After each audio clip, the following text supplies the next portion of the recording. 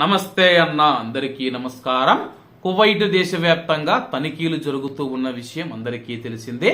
ఇందులో భాగంగా ministry of interior అధికారులు మరియు పోలీసులు వఫ్రా మరియు సబా ఆల్ అహ్మద్ ప్రాంతంలో తనిఖీలు నిర్వహించారు.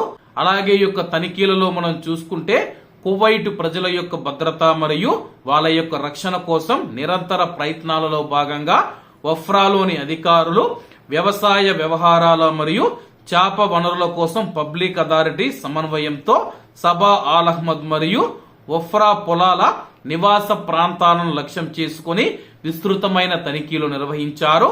అలాగే ఈ యొక్క తనిఖీల ఫలితంగా లైసెన్సు లేకుండా వాహనాన్ని నడిపినందుకు 10 మంది బాలులు ఎవరైతే ఉన్నారో యువకులు వారిని అరెస్టు చేశామని చెప్పేసి, అలాగే వివిధ కేసుల్లో నిందితులుగా ఉన్న వివిధ దేశాలకు చెందిన 21 మంది వ్యక్తులను అదుపులోకి తీసుకోగా ఎటువంటి గుర్తింపు పత్రాలు లేని 3 వ్యక్తులను అదుపులోకి తీసుకున్నామని చెప్పేసి, కార్మిక మరియు రెసిడెన్సీ చట్టాలను ఉల్లంఘించిన ప్రవాసులను అదుపులోకి తీసుకోగా ట్రాఫిక్ చట్టాలను ఉల్లంఘించినందుకు మరియు నిర్లక్ష్యంగా డ్రైవింగ్ చేసినందుకు 15 వాహనాలను స్వాధీనం చేసుకున్నామని చెప్పి అధికారులు తెలియజేశారు. అలాగే అరెస్టు చేయబడిన వ్యక్తులు ఎవరైతే ఉన్నారో చట్టపరమైన చర్యల కోసం సంబంధిత అధికారులకు రెఫర్ చేసినట్లు అధికారులు తెలియజేశారు. కాబట్టి కువైట్ లో ఉన్న మన భారతీయులు ఎవరైతే ఉన్నారో కువైట్ దేశవ్యాప్తంగా తనిఖీలు జరుగుతూ ఉన్నాయి. కాబట్టి అందరూ జాగ్రత్తగా ఉండాలని కోరుకుంటూ, అందరూ బాగుండాలి, అందులో మనం ఉండాలి. అందరికీ నమస్తే అన్న, జై హింద్.